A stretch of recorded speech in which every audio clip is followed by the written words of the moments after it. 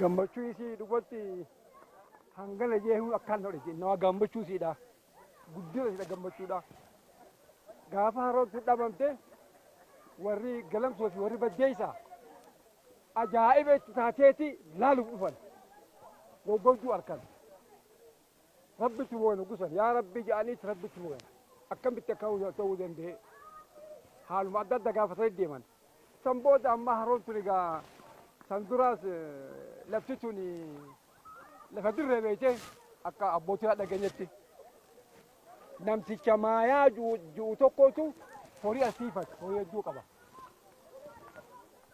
odoo horii san siifatuuti booddee inni deemnaan akka haroo xiqqooti bishaan gamaa gamanaatti yaa haala ta'uu guute bishaan kun san booda maquma isaatii yaamamtaa ture akka haroon tun hin dhabamne akka haroon tun hin goggogne doktoroota wajji hedduu ilaalle naannoonnee ilaalle bulchiinsa magaalaa bulchiinsa aanaadhaa bulchiinsa araddaalee naannoo kana jiru cuftinuutu maaliif hoo jedhan bishaan kana asii oorutti obaafatan tokko sababni goggogan sanii jechuudha lammeessaa qushaashuma gasseenu kan qushaashaan akkamitti dhoorkinaa ekspertootii ramadeetii yuunivarsiitiin miila keenyaan kaanee akkasin naannoonnee cufa sii ilaalle eegasuugaa araddaanis halaatiitis dhaggeeyyu ta magaalaatiis dhaggeeyyu bulchiinsi aanaatiis dhimma isaa ilaalutti haala isaa ilaalutti cuftinuutu akkas sirreessu haala saniin qorannaa adda addaa geessanii qorannaa san gabaasa dhiyeessanii gabaasa irratti yuunivarsiitiin waan bareechee jira afooshaa dhalaatii jira afooshaa dhiiraatii jira afooshaa dhalaatii jira afooshaa dhiiraatii jira afooshaa adda addaatii jira afooshaatti cuftinuutu koreen isaanii guyyaamte hoolii qabamu haadha ka isaan kan dhagayu ka dhufu jechuudha isaan hoolii qabee ka dhufu isaanirraa eegee ka'ee boodatti gamma isaan barii kana bakka jirtu qoggeessan laal caasaa gadi haa ta'e ilaan gabbuchisa magaalatti walitti hidhamte wal dhageessin dhufta hubannoo walii kennuu jira yaada ammaan sanan nurratti gahee akka nurratti hin deebineef maal qullu qolma kajuu marii hoggeessan namayyuu ni aja kan ifatu haala sun caasaa jedhamtu gaariidha ni eegama jechuudha. Wallahi hedduu rifaatu guddoodhaan nu dhagayama waan isin faayidaa nuu qabduu dhabamne wanni isin faayidaa nuu qabdu duratti ilmaan ganda kana dhalatan ilaa namni ama torba gahee daakki hin beeyne hin jiru cufti osoo tun qabne as barti daakkiin tun ammoo ilmiidha isinis barnoota tokko barnoota jabaa tokko jedhe eega isin goggoyte dhabne kuno amata hanga goggoyte kanatti warri eegas booda dhalata kuno warra amma baru jiru kana kaan ka duratti bare sun bahari illee ni daakana bakka fedhee waa ta'u sanis ni dhabne taaka deebine kalluunas ni dhabne keessa duratti kalluuna nuu nyaachuu baree duratti nuu nyaachuu hin beeynu kalluunni hartee ijoolaa goggoydee kalluuna dhabnee asii gamasii dhabnee gamasii ilaazii waa barbaada layne waahuma duratti ganda keenyatti akka biyyee lafa guute kana bishaan dhabuu sani sunis deebitee gaafa duratti bishaan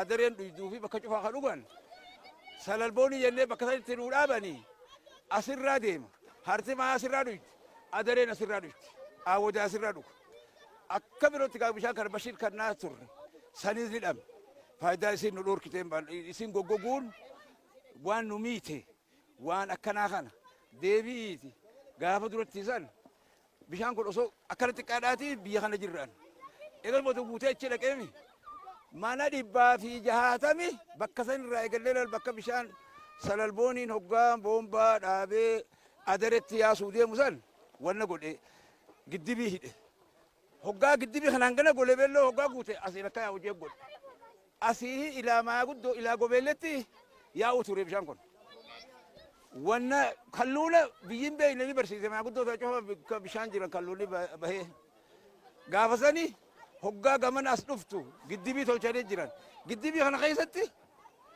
asii achi dabartanii waata kan balleessinaadha jedhanii mangistiin akkasi keessilaal giddibii san jarri didanii dabranii bishaan dhufanii guutanii asumaan laalama galgala bishaan asi gartuun bishaan manni as jiraami galgala hoggaa hirribaati ganama kaatechi jira laal bishaan kun maaliif dachi isaa keessaa burroo addatti jala deema xinni qeerraas gabbu'a. Eegas booda xinni qenurraa hidhan. Ni dhabne. Daamonni cuftiin uummaas. Maaltu fixamaa isaa fiizanii beeyta? Matoora takka. Bishaan achi gad deemu gabaree Mahamad Abdullahi bishaan duratti naannoo kanaa wanni bu'u halagaa galaanatti ni dhufa. Hara xinni qeejanii gamana jirti isanii nurraa hidhan. Isiisanii guddoo asitti as yaa. Kana cufa dhabbaadhaanii roobnis qallatee gaafa san mangistiin gariin baroogaa dhufte faanan toltu. Mangistiin tananumaan jaagaa'e. Akkasitti faana sanii rooba dhabne. Roobni irraa xiqqaachaa deemnan bishaanis irraa xiqqaachaa deeman. Eegas booda kun ogaammaan tana taakkaan ammalaan. Kabare dheengaddaa roobee as jala bahee beekadhu silaa sun bahuu baate kun hin ciisu. Eegas dhufee kun rabbiin asiin nu badhaasee asiin nu ga'e seenaan siidhaa guddoodha. Asirraa eegalee ilaa achitti jaaruu turan. Ijaara qabdi laal. Akka nam tokko seenu. Akka bishaan kana wasakarraa dhoorkan.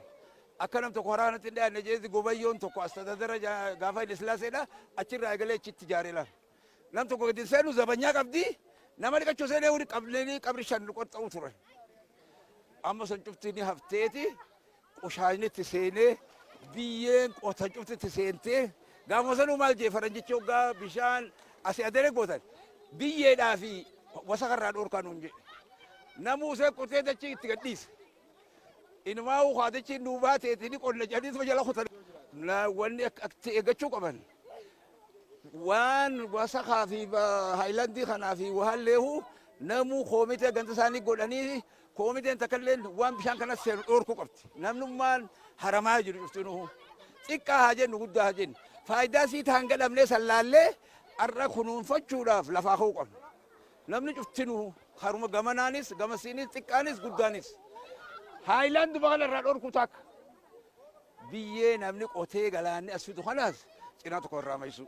Darajaa goonee galaanni hoggaa achi kan dhufe darajaa isaatti biyyee dhiiseeti taani dhaqaa taani biyyee dhiisee as seena. Hoggaa san biyyeen hedduun seentu. Hara xinniqqeetis yuunivarsiitiin itti baatee karra tolchitee fi zamana cufaa nurraa qabuudhaa miti. Karra sanitti gaafa isaan hanga fedhan irraa argatan kaan nuuf gadhiisu asitti nu gayyaa'u. Sigaltee kaa taana taa'anii nuti qabu.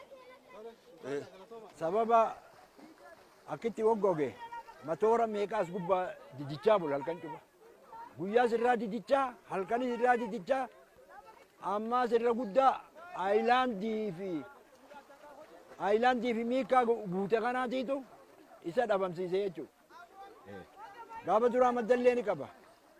Maddi sanis duudeeti amma gaabarana rabbiin bishaan kana rooba qaceelloon roobee xinniqee janiin jirte as duuba. Xinniqee sanirraayi daamota irraa ammas itti gammaddee wanni guuta amma xinniqee san guutameeti oorota cufaas fixee duraa futtaasan jechuudha. Duraan ni hidhatan namuutu hidhateeti bishaan wanti faayidaa hin dhabnaan namuu ni hidhate jechuudha. Bishaan kun hedduu faayidaa qaba hedduu faayidaa. Maqaan kiyya Hikmata Adam Ibraahimiin jedhama. Itti gaafatamtu waajjira abbaa taayitaa eegumsa naannoo bosonaa fi jijjiirama qilleensa bulchiinsa magaalaa Haramaayaati. Duraan dursee gammachuu natti dhaga'amteen ibsuu barbaada. Haroon tun waggoota 8 akkasii ol eega gogee haroon kun akkanatti deebi'ee bashannanaafis waa hundaafuu jalqabamuunsaa gammachuu guddaa kan natti dhaga'ame ibsuun barbaada jechuudha. Itti aansee immoo haroo kana kunuunfachuudhaaf tokkoffaa gahee hunda keenyaati jeetiin ibsa jechuudha. Gahee hunda keenyaa yeroon jiru daa'imarraa kaa manguddoorraa kaa dargaggeessarraa dubartootarraa jiraatuma magaalaa Haramaayaa ta'e kana hunda gaheensaa olaanaadha jeetiin kaasa. Maaliif bishaan kana dhugaa uumaa rabbiitiin nu deebi'ee uumaa rabbiitiin goggogullee gahee namni keessaa qabu guddaa ture jechuudha. Fakkeenyaaf namoonni naannoo kana jiraatan qotee bultoota kuduraa adda addaa jimaa oomishatanii mootoraanii isa kanatti fayyadaman jechuudha. Isa kana amma dhaabsisuudhaaf nutis karoorfannee itti deemaa jirra. Isa kana dhaabsisnee akkaataa isaan bishaan mooraa isaaniitti eela qotatanii jimaa isaaniitti obaasatanii kuduraa isaaniitti guddisanii gabaadhaaf itti dhiyeessan barsiisuu jalqabuu qabna jeetii yaada.